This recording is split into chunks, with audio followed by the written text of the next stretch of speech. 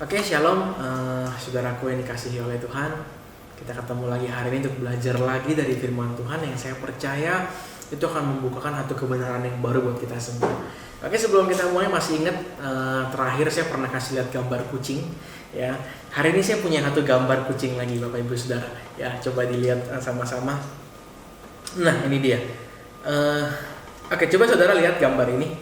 Ya, menurut saudara, kucing ini lagi naik tangga atau lagi turun tangga? Ada yang lihat lagi naik tangga? Ada yang lihat lagi turun tangga? Ya, jadi gambar ini memang bisa dipersepsikan dengan cara yang berbeda tergantung dari orang yang melihatnya. Ya, jadi memang satu kejadian, satu momen yang sama itu bisa direspon berbeda ya oleh orang yang berbeda. Ya, ada banyak hal yang menentukan bagaimana cara seseorang merespon, tapi ya hal yang paling berpengaruh ketika seseorang meresponi sesuatu itu adalah kondisi pikiran dia dan kondisi hatinya. Ya, kenapa saya bahas hal ini hari ini? Karena kita semua sedang dalam kondisi yang sama. Ya, kita dalam satu masa-masa yang boleh dikatakan masa yang sukar, masa yang gak mudah, masa yang sulit. Ya, tapi saya mau kasih tahu, walaupun kita dalam masa sulit yang sama, tapi kita bisa melihat dengan cara yang berbeda. Kita bisa merespon dengan cara yang berbeda. Ada orang yang akan merespon dengan cara yang negatif, ada orang yang merespon dengan cara yang positif. Dan sekali lagi itu semua tergantung dari apa yang memenuhi pikiran kita dan apa yang memenuhi hati kita. Ya, dan hari ini saya mau kasih kunci bagaimana kita bisa memenuhi pikiran dan hati kita dengan sesuatu hal yang bisa membuat kita, memampukan kita melihat situasi yang sulit dengan cara yang positif. Ya. Dan itu dirangkum dari satu kalimat yang sederhana, ya, carilah aku, atau dalam hal ini carilah Tuhan. Ya. Mencari Tuhan akan membuat kita mencari Tuhan. Itu sama seperti kita mengisi pikiran kita dengan Tuhan, mengisi hati kita dengan Tuhan. Waktu kita mencari Tuhan, kita sedang memenuhi pikiran kita dengan segala sesuatu yang berhubungan sama Tuhan. Waktu kita sedang mencari Tuhan, kita sedang mengisi hati kita dengan segala sesuatu yang berhubungan sama Tuhan. Dan ketika pikiran kita, hati kita dipenuhi sama segala sesuatu yang berhubungan sama Tuhan, maka saya percaya kita tetap bisa melihat segala sesuatu yang buruk sekalipun dengan cara yang positif. Amin, Bapak Ibu Saudara. Ada satu ayat yang kita mau bahas, ya. 1 Tawarik 16 ayat yang ke-11. Kita baca bersama-sama 2, 3. Carilah Tuhan dan kekuatannya, carilah wajahnya selalu. Ya, ayat ini ditulis sebagai sebuah nyanyian oleh seorang raja yang cukup terkenal, itu Raja Daud. Ketika Daud selesai memindahkan tabut Allah ke Yerusalem, dia angkat satu suku Asaf untuk selalu standby menyanyikan pujian buat Tuhan di pondok Daud yang dibuat sama dia. Ya, dan salah satu kalimat dari pujian itu adalah ini: carilah Tuhan dan kekuatannya, carilah wajahnya selalu. Ya, kita mau belajar apa sih arti sesungguhnya dari mencari Tuhan. Ya, bagaimana waktu kita bilang oke, yuk cari Tuhan sama-sama. Apa yang harus kita lakukan? Apa yang harus kita siapkan? Bagaimana sikap hati kita? Bagaimana respon kita waktu kita bilang mencari Tuhan? Karena gini, mencari Tuhan bukan cuma sekedar seperti seseorang itu sedang mencari sesuatu yang hilang. Katakanlah hari ini saya cari kunci motor di mana ya, atau kunci mobil di mana ya, handphone di mana ya. Bukan seperti itu.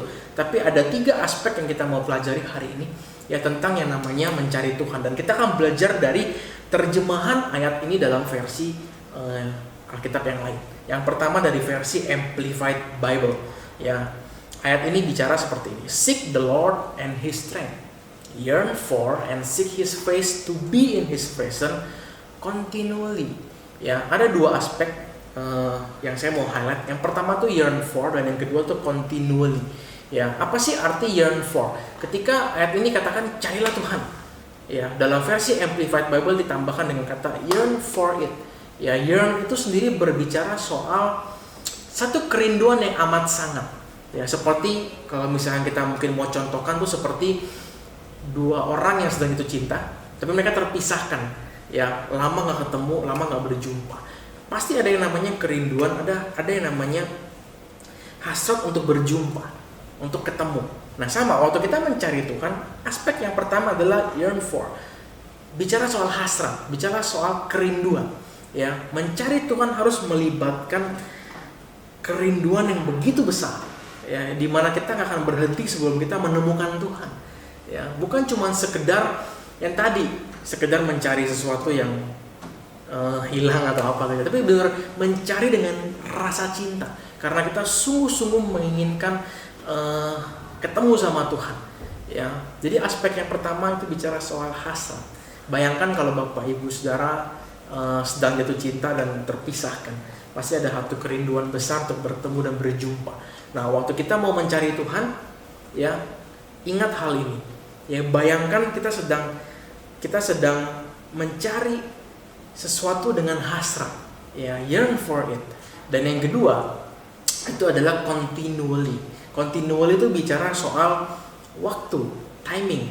Jadi bukan cuma melibatkan yang namanya hasrat, tapi melibatkan yang namanya waktu. Continually itu bicara soal terus menerus, berulang-ulang, ya, jangka panjang bukan jangka pendek. Ya, mencari Tuhan itu bukan cuma sesuatu yang sifatnya jangka pendek. Ya, katakanlah kita sedang butuh sesuatu, butuh jawaban doa, butuh jalan keluar, kita cari Tuhan.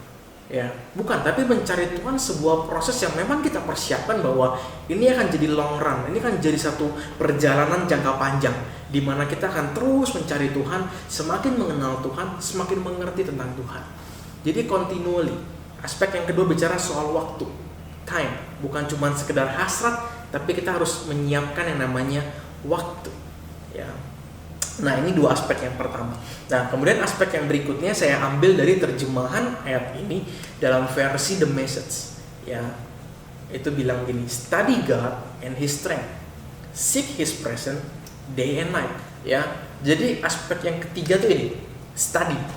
Ya, mencari Tuhan disamakan dengan study. Mencari Tuhan disamakan dengan belajar tentang Tuhan. Ya. Jadi seperti yang tadi saya bilang, mencari Tuhan tuh bukan cuma sekedar kita kepengen ketemuin sesuatu, tapi mencari Tuhan itu ada tujuannya. Jadi supaya kita semakin mengerti tentang Tuhan, supaya kita semakin memahami cara pikir Tuhan, memahami cara Tuhan melihat, memahami isi hatinya Tuhan. Makanya dikatakan study God. Dan ada beberapa hal yang menarik tentang yang namanya study atau belajar, ya. Jadi sekitar sebulan, ya hampir sebulan atau hampir lewat dari sebulan lah ya. Kan kita bagi teman-teman saudara yang sekolah dalam dunia pendidikan, kita kan sedang belajar jarak jauh, ya. Jadi udah hampir sebulan juga nih saya nemenin Benji belajar jarak jauh atau online class, ya, pakai Google Meet. Nah, jadi ada beberapa hal yang menarik waktu saya menemani Benji belajar online, ya. Dan saya coba ini. Waktu yang pertama, waktu kita belajar, kita harus fokus, ya. Fokus itu harus ada, ya. Jadi Benji itu belajar di kamar. Jadi kalau misalkan udah mendekati waktunya Benji kelasnya online-nya udah mau mulai jam 11 biasanya. Nah, sebelum jam 11 biasanya saya akan naik ke atas ke kamar dan saya akan beresin ruangan itu. Ya, saya akan buat supaya ruangan di mana nanti Benji belajar tuh nyaman buat dia. Ya, saya akan beresin mainan-mainannya, saya akan jauhin, saya akan simpan beberapa mainan dia, ya kan, supaya dia nggak terganggu. Karena pernah sekali ketika dia sedang online kelas, saya lupa beresin mainan dia, dan ternyata ketika dia lagi belajar itu dia sibuk ngurusin mainan dia. Ya, jadi missnya lagi ngajar, dia sibuk cariin mainan dia. Yang ini kemana, yang ini kemana, yang ini kemana. Ya, itu sangat mengganggu dan itu membuat dia tidak konsentrasi. Sama hal dengan kita. Ya, waktu kita mau belajar tentang Tuhan, waktu kita mau mencari Tuhan, yang pertama fokus. Ya, fokus. Keep your eyes open for God. Mari kita buka mata kita terhadap Tuhan supaya kita bisa fokus sama Tuhan. Siapkan waktu, siapkan tempatnya. Pastikan waktu Anda sedang mencari Tuhan, Anda tidak terganggu. Ya, tidak ada satu hal pun lain pun yang berusaha untuk menyita perhatian dan atensi kita. Ya, sama kayak kalau saya lagi baca firman di handphone, saya biasanya akan matiin wifi atau mobile data. Ya, jadi supaya nggak ada chat masuk, jadi waktu saya lagi baca sambil baca chat enggak. Tapi saya usahakan supaya waktu baca ya udah baca aja gitu loh. Ya sama ini, fokus, keep your eyes open for God. Jadi sebelum kita mulai mencari Tuhan, belajar tentang Tuhan, fokus yang pertama. Memang ini waktu yang kita siapkan untuk mencari Tuhan. Ya. Kemudian waktu kita belajar ada yang namanya remember, mengingat. Ya. Setiap kali Benji online class, sebelum dia mulai pelajaran yang baru, Mister atau Missnya biasanya akan nanya, gimana anak-anak, ingat nggak terakhir kita belajar apa? Ya, nah ini penting sekali karena waktu kita belajar kita nggak boleh melupakan yang sudah kita pelajari. Ya, belajar itu adalah satu progres yang sifatnya harusnya semakin hari semakin meningkat, dan itu artinya kita nggak boleh melupakan yang kemarin, yang sudah lewat. Ya, sama seperti ini. Ya, waktu kita mau mempelajari Tuhan, jangan pernah lupakan apa yang sudah Tuhan kerjakan dalam hidup kita. Kalau kita baca 1 Tawarik 16 ayat 11 tadi, ya, ketika Daud angkat nyanyian pujian kepada Tuhan, di ayat-ayat selanjutnya, kalian akan baca ya ayat 12 dan seterusnya. Bagaimana Daud menyuruh orang Israel untuk mengingat kebesaran Tuhan, mengingat pekerjaan-pekerjaan Tuhan, mengingat perbuatan ajaib yang pernah Tuhan kerjakan bagi mereka. Karena ini penting. Ya, saya percaya Tuhan punya sesuatu yang baru buat kita setiap hari. Ya, tapi jangan pernah lupakan apa yang Tuhan sudah kerjakan bagi kita di masa yang lalu. Karena saya percaya apa yang Tuhan sudah kerjakan di masa yang lalu akan mempersiapkan kita untuk menerima sesuatu yang baru hari ini. Yang percaya boleh katakan amin. Jadi remember, watch for His word. Ya, pastikan kita nggak pernah lupakan. Makanya sebelum Benji mulai online class, saya suka review sama dia. Ben, ingat nggak kemarin belajar apa? Ben kemarin belajar ini ya. Dengan harapan apa supaya ketika nanti Mister atau Missnya nanya, Ben tahu, Ben ingat dia belajar apa dan dia siap untuk belajar lagi. Ya, sama seperti kita. Kalau kita mau belajar tentang Tuhan, jangan pernah lupakan apa yang Tuhan sudah kerjakan bagi kita. Yang kemudian ada yang namanya ini, be alert, ya, atau siaga. Ya, waktu Benji online class, maka Mister atau Miss itu akan satu waktu akan panggil dengan random, ya, anak-anaknya, ya, dan ditanya gitu. Jadi untuk memastikan ini anak dengerin atau enggak gitu kan. Nah, makanya Benji selama dia online class, saya berusaha untuk menjaga supaya dia tetap waspada, tetap siaga. Kapanpun dia dipanggil, dia tahu dia dipanggil dan dia tahu apa yang harus dijawab. Ya, be alert, ya, for sign of His presence. Saya percaya ini juga sama terjadi sama kita. Waktu kita mencari Tuhan, itu bukan satu arah.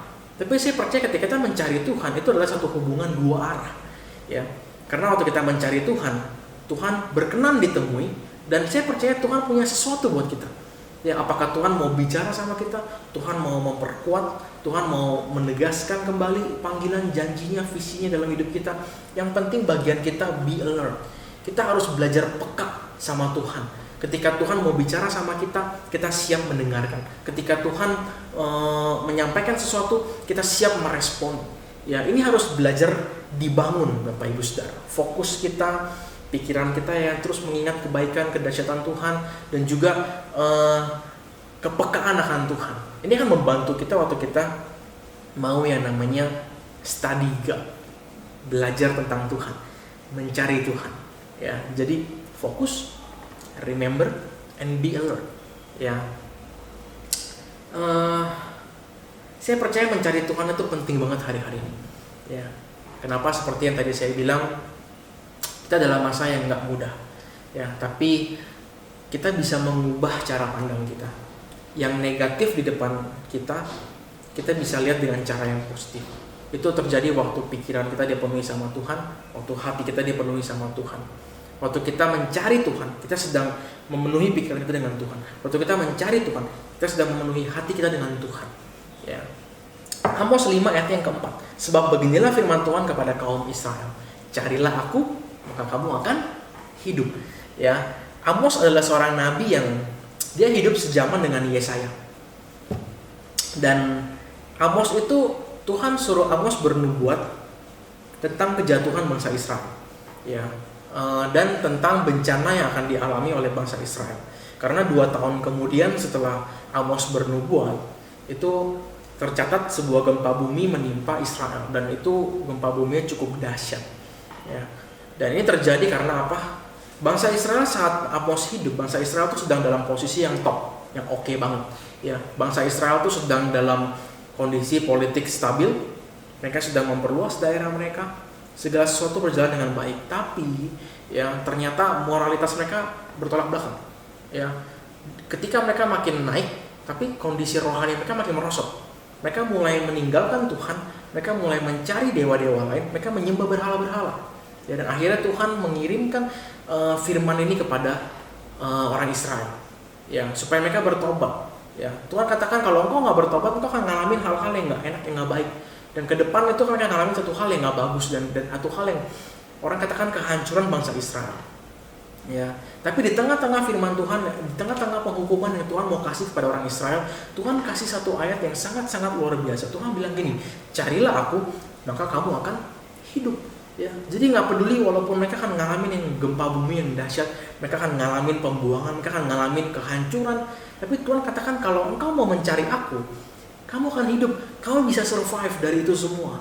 Kenapa? Seperti yang tadi saya bilang, waktu kita mencari Tuhan dengan sungguh-sungguh, ya, dengan melibatkan 3 aspek yang tadi, hasrat, kerinduan, waktu, ya kan, mau mempelajari Tuhan dengan fokus, mengingat Tuhan dan tetap siaga peka sama Tuhan. Kita sedang mengisi diri kita dengan Tuhan. Dan ketika kita penuh dengan Tuhan, kita akan melihat dengan cara yang berbeda. Carilah Tuhan, maka kita akan hidup. Hari-hari ini, ya, segala sesuatunya nggak mudah. Tapi ini pesan Tuhan buat kita semua. Carilah Tuhan, maka kita akan hidup. Sama seperti firman Tuhan kepada orang Israel, carilah Tuhan, maka mereka akan hidup. Dan saya percaya kita semua pun sama hari-hari ini.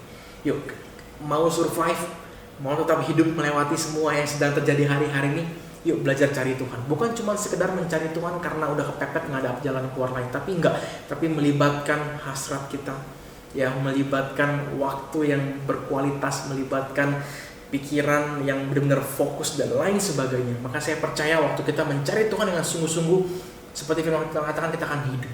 Kita akan sama-sama hidup dan kita akan melewati hari-hari dengan sukacita bersama dengan Tuhan. Demikian firman Tuhan yang saya sampaikan. Semoga ini semua boleh jadi kebenaran yang baru buat kita semua dan bisa membantu kita mengubah cara pikir kita dengan lebih baik lagi, lebih positif lagi. Carilah Tuhan, maka kita akan hidup. Dalam nama Yesus. Yesus, come on.